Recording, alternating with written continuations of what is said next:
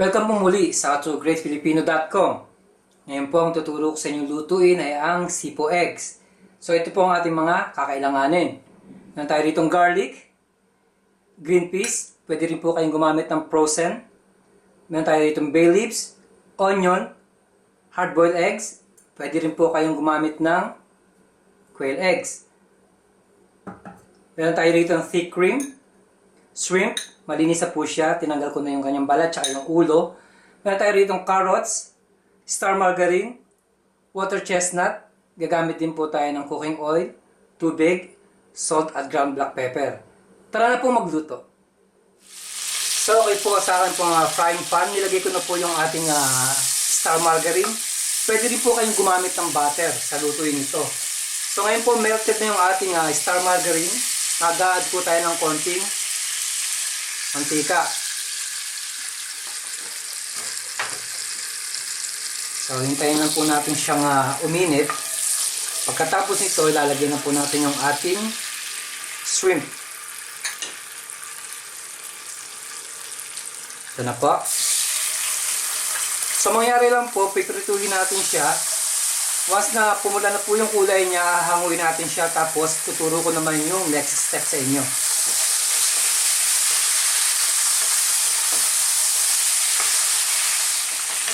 So, okay na po ito. Bali, niluto ko siya ng mga 2 minutes. So, mangyari lang po, hahanguin ka na muna siya.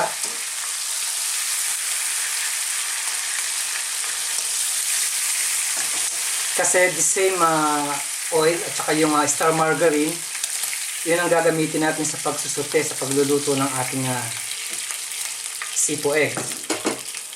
So now, next step natin yung ating bawang.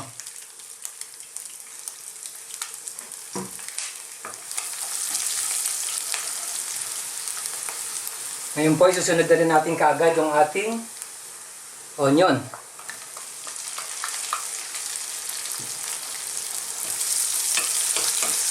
So again, lulutuin lang natin siya ng mga ilang segundo. Once na maluto na yung ating onion, susunod na natin yung ating carrots. So bali, okay na po to. Luto na yung ating bawang at ang ating sibuyas. Now, sunod na natin yung ating carrots. Mas maganda po, maliliit lang yung cut ng yung carrots para madali siyang maluto. Dahil once na nag-chop kayo or nag-cut kayo ng carrots na malalaki, ang tendency nun, nadadagdagan ng minutes ng yung pagluluto. Ngayon po, isusunod na natin yung ating bay leaves. So, mangyari lang yan, 3 to 4 minutes natin palalambutin yung carrots, tapos isusunod na natin yung mga ibang ingredients. So okay po, medyo okay na po siya. Hindi ko masyadong niluto yung aking carrots dahil medyo gusto ko, medyo may pagka-crunchy yung aking carrots.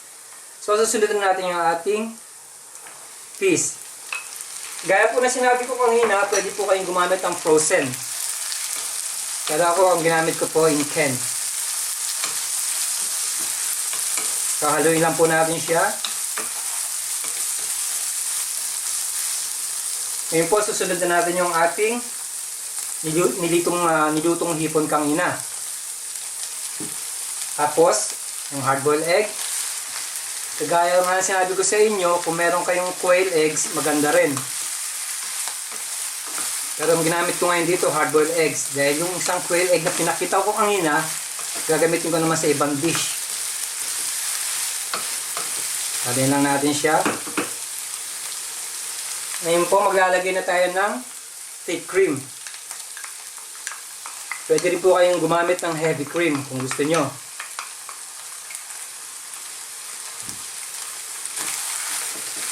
Kinagay natin.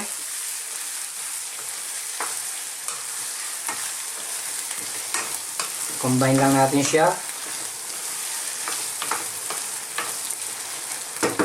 So ngayon po, maglalagay na tayo ng konting salt,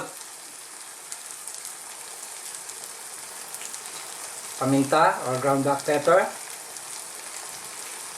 Lalagay na po natin yung ating water chestnut. Kasi masarap pong may water chestnut. So, crunchy rin po kasi yung ating water chestnut. Kung meron po kayong singkamas, mas maganda rin po. Yun po ang inyong i-cut o i-chop, tsaka nyo i-add sa ating sipo eggs. Ngayon po mag-a-add tayo ng konting tubig. Konting-konti lang, hindi natin siya papalanguyin. Para madagdagan yung ating sauce. Kung meron po kayong cream of mushroom in can, mas maganda rin po, nag-a-add din po siya ng flavor. So, yan lang po, napakasimple. Cover lang natin siya mamaya. 3 to 4 minutes, ready na po siyang serve. Okay po, ito na po yung ating sipo eggs. Napakasarap po nito sa tanghalian or hapunan man. Muli, maraming salamat po sa panonood ng howtocookgreatfilipino.com. Mabuhay!